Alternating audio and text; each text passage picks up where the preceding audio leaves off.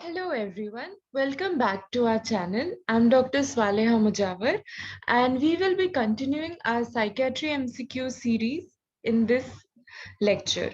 So the topic for today's discussion is part 2 of schizophrenia, and most of the questions have been made from the ninth edition of Ahuja. So the topics which were covered in the earlier video were the historical background, clinical features, and diagnosis of schizophrenia. And in this lecture, we are going to cover the clinical types, prognosis, etiology, and management. So let's dive in. First, we will be looking at the clinical types. The question is, which of the following statements concerning paranoid schizophrenia are correct? So your options are A, the deceased patients rapidly lose their social abilities. B, the onset is earlier as compared to that in other diagnostic groups. C, the decline in cognitive functions is more rapid as compared to that in other diagnostic groups. And D, hallucinations and delusions are common manifestations. So the answer is D, that is hallucinations and delusions in general, delusions are common manifestations. So what is paranoid schizophrenia? Paranoid schizophrenia is characterized by these following clinical features. One is delusion of persecution, then other delusions like delusions of reference, grandiosity, control, infidelity. So any type of delusion can be there, and these delusions are usually well systematized. That is, they are well connected with each other. It's like a whole story that the patient tells you. And the second feature which is seen is hallucinations. So hallucinations can have a persecutory or grandiose content. So if you find these two features, delusions and hallucinations, then the diagnosis of paranoid schizophrenia is more correct. Okay, so we have covered paranoid schizophrenia. Let's move on to the next. So what are the all different types of schizophrenia which we find? So we have covered one, paranoid schizophrenia. The other types are hebephrenic schizophrenia, catatonic, residual, undifferentiated, simple, and then post-schizophrenic depression. So let's look at what do you mean by disorganized or hebephrenic schizophrenia. They're both the same. So if they ask you in the question about either of them, the answers will be same. Okay. So the features which are seen are one, a marked thought disorder, incoherence, and severe loosening of association. That is, the thoughts or whatever the patient is speaking is usually irrelevant and incoherent, and it is very severe in nature. And if delusions and hallucinations are present, they are very fragmentary and changeable. So they are not well systematized, as is seen in paranoid schizophrenia. The second feature which is seen is a emotional disturbance. So this emotional disturbance can be in the form of an inappropriate affect, a blunted or flat affect, or senseless giggling or laughing without any reason. Then mannerisms can be seen, mirror gazing for a very long period of time, disinhibited behavior like removing clothes or giving inappropriate gestures, then poor self care, that is not bathing, not brushing teeth. So, poor self care and hygiene, impaired social and occupational functioning, that is, they'll not go to work or they're not able to do work. Then extreme social withdrawal, that is, they might just stop talking to the family members, with the doctors even. So they will not be very social. And then other odd behavior like collecting garbage, or some every patient is very different, but some very odd behavior which is not normally seen. So this is your disorganized schizophrenia. So we have covered paranoid and we have covered disorganized. Now let's look at a question again. Echolalia is characteristic for. So your options are catatonic schizophrenia, anorexia nervosa, Alzheimer's disease, infantile autism, and petit mal epilepsy. So the answer is catatonic schizophrenia. So let's look at another question before we look at the explanation. Which of the following conditions are associated with mutism?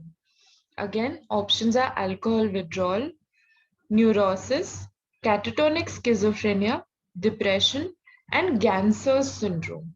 So the answer is again catatonic schizophrenia. Okay, so now we'll see why. So catatonic schizophrenia is basically a type of schizophrenia in which you see a lot of motor changes.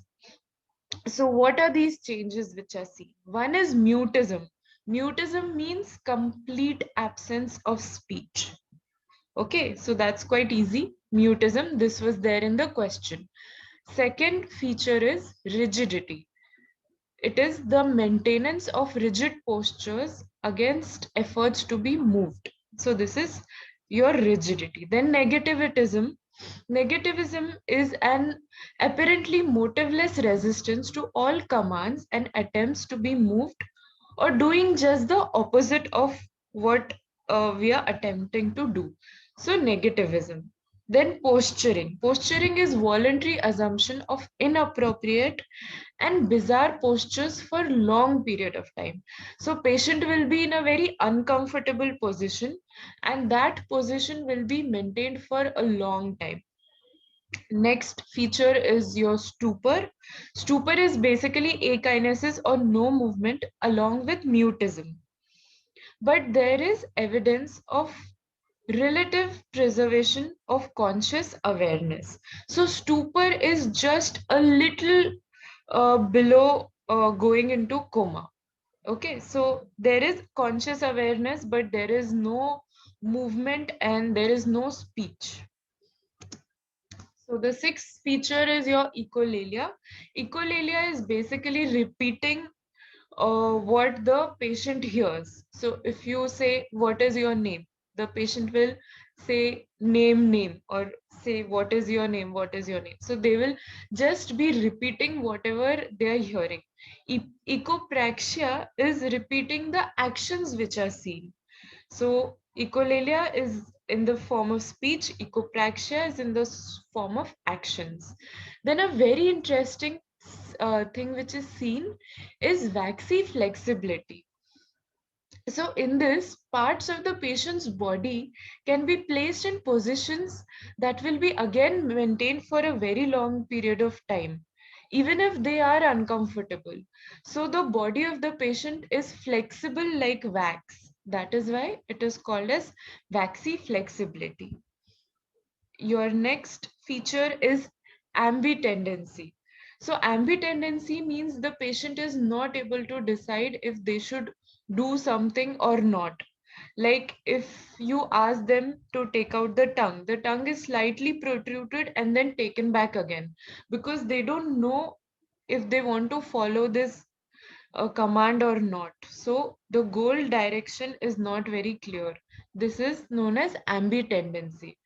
Then other signs like mannerism, stereotypy, automatic obedience, that is just following the commands automatically, irrespective of their nature. And sometimes verbigeration, that is incomprehensible speech, can also be seen in catatonia. So these were your features of catatonic schizophrenia.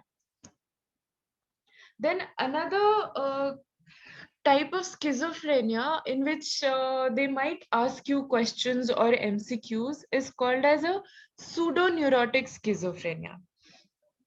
This is a very old term, so this term is not commonly used, but again, in questions they might ask you. So, what are the features which are seen in pseudoneurotic schizophrenia? The three features are pan anxiety, pan neurosis, and pansexuality. So pan anxiety is basically a diffuse, free-floating anxiety, and it usually never subsides. So continuous anxiety will be present. Pan neurosis is basically almost all neurotic symptoms which are present. Pansexuality means constant preoccupation with sexual problems. So if they give you these three features: pan anxiety, pan neurosis, pansexuality, that means the patient has pseudoneurotic schizophrenia. Then another very interesting type of schizophrenia is prof schizophrenia. So this is nothing but a syndrome in which schizophrenia occurs along with mental retardation. So if a patient has mental retardation and symptoms of schizophrenia, we give the diagnosis as prof schizophrenia. Then another type in which we can categorize schizophrenia is type 1 and type 2. So this was divided by T.J. Crow into two subtypes, 1 and 2. 1 is basically presence of positive symptoms, and type 2 is presence of negative symptoms. We have covered the positive and negative symptoms of schizophrenia in our previous lecture, so I won't be going into the details. But if you want to know about these in detail, you can go back to the previous lecture, part 1 of schizophrenia, and then listen to what these are. So with this, we finish with the clinical types, and now we go to prognosis. So all of the following are associated with better prognosis in schizophrenia, except your options are late onset, married, negative symptoms, and acute onset. So the answer is negative symptoms. So let's look at why. Don't be afraid of a very long list which you can see here, but you should know at least a few common prognostic symptoms in schizophrenia. So if the symptoms are acute in onset, or if the onset is late. So see, the first two are related to onset. Acute onset and late onset is a good prognosis. And if you remember most of the good prognostic factors, then the opposite is poor prognostic factor. So you just have to learn half of this chart, and then the other half is basically the opposite. So you don't have to think a lot. Okay, then if there is a presence of a precipitating stressor, it's a good prognostic factor. Good premorbid adjustment is again a good prognostic factor. Catatonic type of schizophrenia, which we have seen before, has a good prognosis. The disorganized, simple, undifferentiated are bad prognostic factors. Again, if the duration of the illness is very short, less than 6 months, is good prognosis. More than 2 years is bad prognosis. Presence of depression, presence of positive symptoms, family history of mood disorder are again good prognostic factor. Then see if the patient has good response to treatment, the treatment is taken for a good proper period of time, then again the prognosis becomes poor. And again, a normal CT scan is a good prognostic factor. If there are some soft neurological signs or some changes in the CT scan, then it's a bad prognostic factor. Okay, so with this, we are done with prognosis. Now let's go on to the etiology. Etiology is very, very important because not a lot of people know why schizophrenia occurs. So let's go and dive into why does it occur. So if one parent has schizophrenia, the chances of a child developing schizophrenia are, your options are 10%, 20%, 30%, and 40%. So the answer is 10%. So if one patient has schizophrenia, the chance of the child developing schizophrenia are around 10 to 12%. So yes, schizophrenia is a genetic condition. A lot of studies and research is being done into what genes are involved and what can be done. But yes, it is a genetic condition, and 10% are the chances if one parent has schizophrenia. Now, schizophrenia is presently thought to be probably due to functional increase of which neurotransmitter? Your options are dopamine, norepinephrine, histamine, and none of the above. So the answer is dopamine.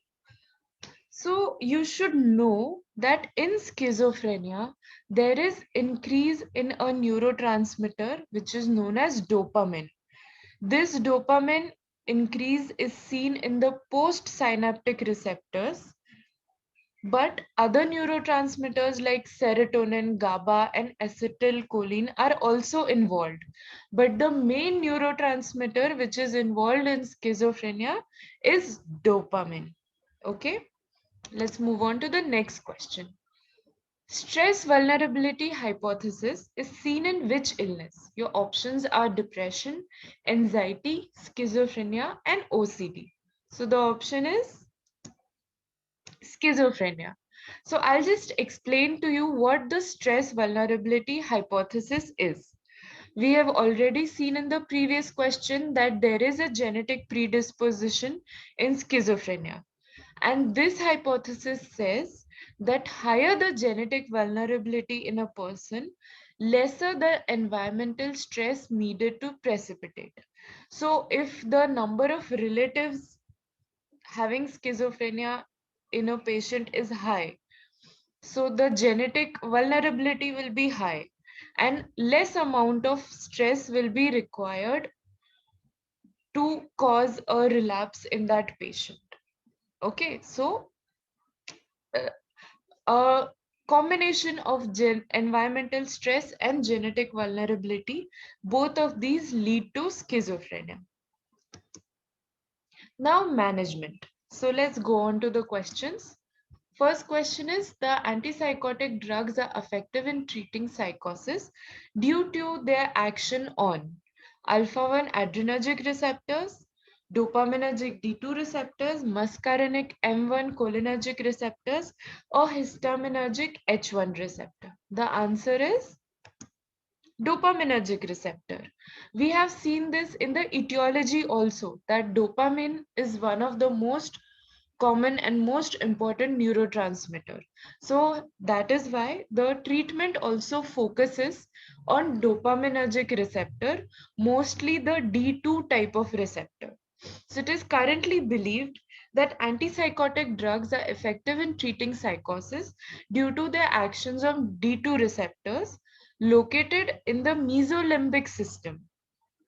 So their action is uh, because of their action on the mesolimbic system, and extrapyramidal side effects are caused by blockade in the nigrostriatal system and hyperprolactemia due to D2 blockade in the tubuloinfundibular system.